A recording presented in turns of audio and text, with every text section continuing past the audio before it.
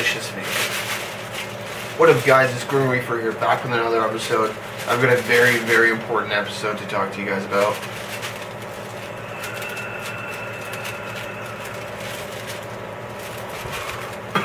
Now about this. I just got an Airizer Extreme Q. I'll have a review for it later, but this is what I need to get to.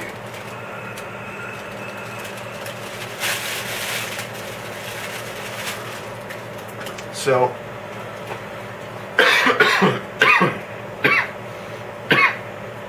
recently within my city of Winnipeg, we've been having a very, very bad problem with the local enforcement raiding our head shops.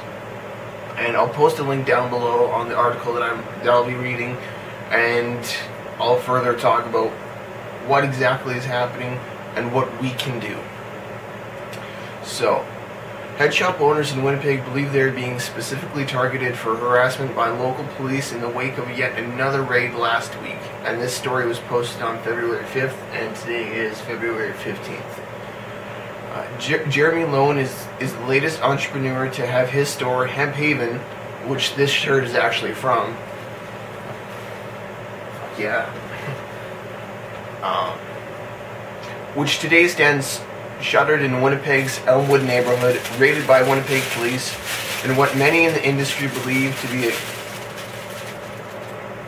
concerted agenda on behalf of local law enforcement. According to the Winnipeg Free Press, Lowen has been charged with selling an instrument for drug use and possession of property obtained by crime, despite legally operating Hemp Haven and paying taxes for over 12 years without a problem.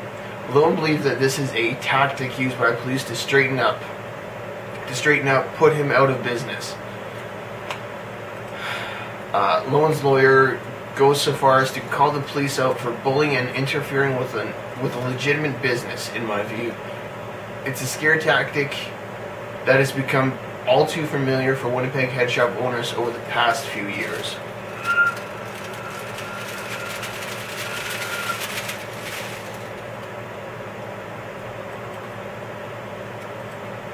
Last year, the joint's 3 locations were also targeted by police and the RCMP in the raids. The reason?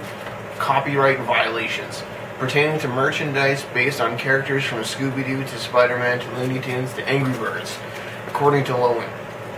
The joint was raided again last month by Winnipeg Police, and today one of the joint's 3 locations is shuttered, like Hemp Haven. Head shop owners and other medicinal marijuana advocates feel they are increasingly targeted by city police. This has been especially true, they say, since City Councillor Brian Mays raised the stink in City Hall in February 2013 about the blight of head shops in and near residential neighborhoods. The joint, whose St. Mary's location is nestled between 2 high schools, was singled out by Mays and raided shortly thereafter. When contacted by the Albatross, the article that I'm reading from, Mays was quick to dismiss any insinuations that he could have done anything to do with the raids directly. "I'm not ordering these raids," he said. "I don't have authority over the police. The police board oversees the police." Mace went on to explain that all he does is respond to complaints from St. Vital High School principals and attempting to address possible zoning changes that could be made. "I'm not trying to drive people out of business," he said, "but when I get a lot of calls from school principals, this seems to be something I can do." The rise in raids also began shortly after Winnipeg's current chief of police, Devin Clunis, was inducted in October 2012.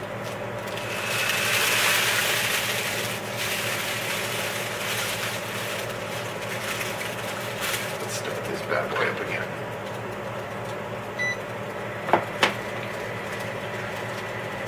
Police came to me 6 or 7 months ago to close my doors, and they will do to me what they did to the joint. Lowen told the Albatross Wednesday. They came in demanding I close the store. When I asked what was illegal, they couldn't tell me. They just said I have to close my store. Other head shops throughout the city and others who work in various capacities within the industry, glassware makers, wholesalers, sales associates, are also feeling the stress and pressure. A number of shops who would not agree to speak on record for fear of increased police activity around their businesses have also reported recent visits where officers have flexed their muscle. Now they're going to other places and giving them 30 days, Lowen told the media.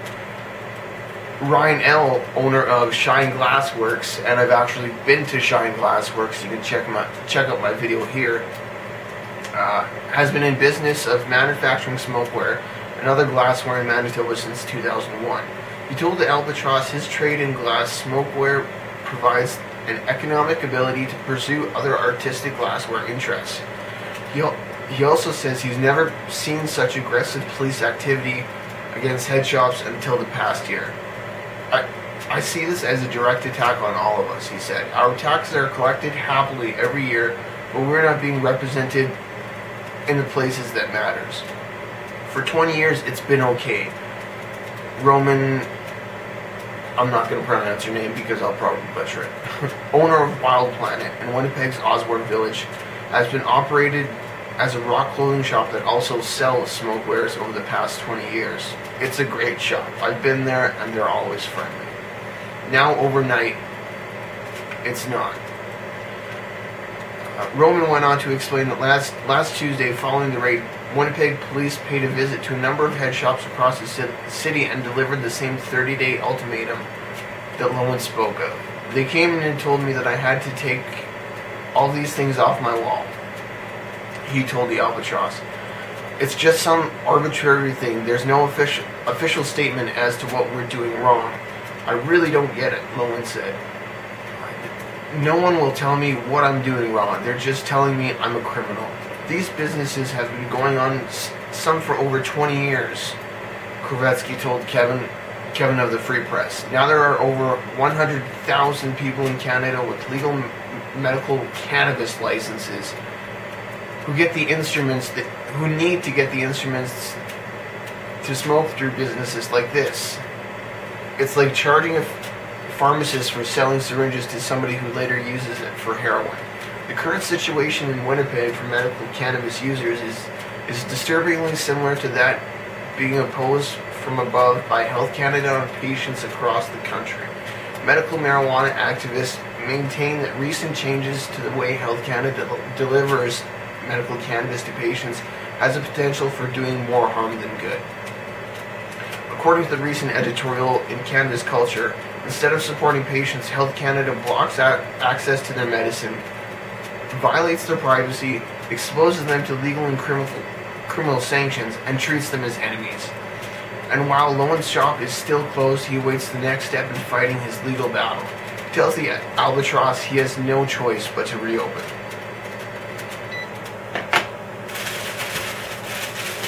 Delicious vapor.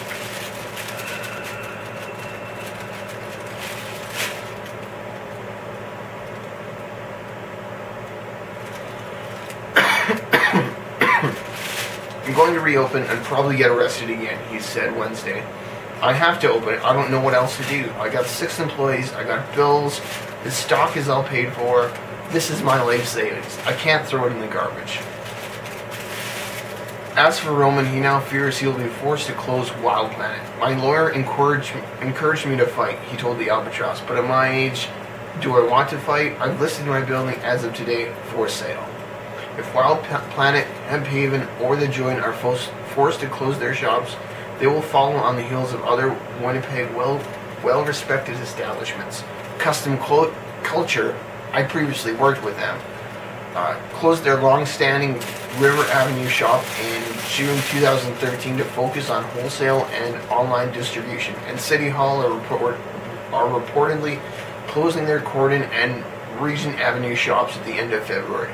Not only does this drive medical cannabis users and others who may have an interest in fine glassware and other related products further into the dark corners of the city, it stomps right on the balls of business owners who have ground out their livelihoods for years at the forefront of the industry.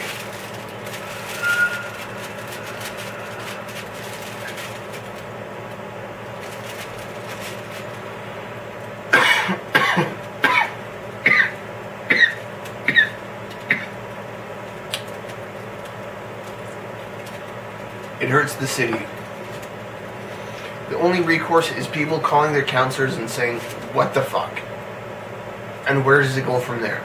According to the Winnipeg Free Press, the Winnipeg Police said they could not comment until they had spoken with the investigating officer today. As of publication, there was no word as to what exactly prompted the raid at Haven or the alleged 30-day ultimatums to the other city head shops.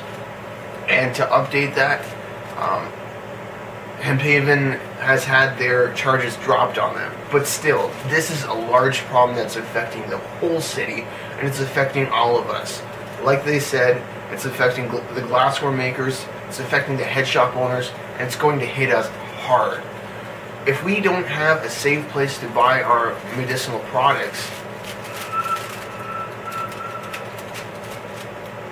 such as a vaporizer like this, which is a harm reduction product, then people are going to be making their own bongs out of plastic, and that's going to be very dangerous, and that's going to be counterintuitive to try and use cannabis as a medicinal product. They're going to be further harming themselves, and this is just bullshit. It's starting out in Winnipeg now, but who knows? It could happen in many other places in Canada. It could happen in Alberta, it can happen in BC, it can happen in Ontario. We need to stand up against this problem. And like they said in the article, we need to contact our counselors. So for all those in Winnipeg, I'm going to be posting a link down below on all the city councilors that you can contact to express your displeasure about this. And currently I'm trying to contact more activists in Winnipeg to try and set up a march, a protest, a sit-in, a smoke out, whatever, something. We need to do something about this.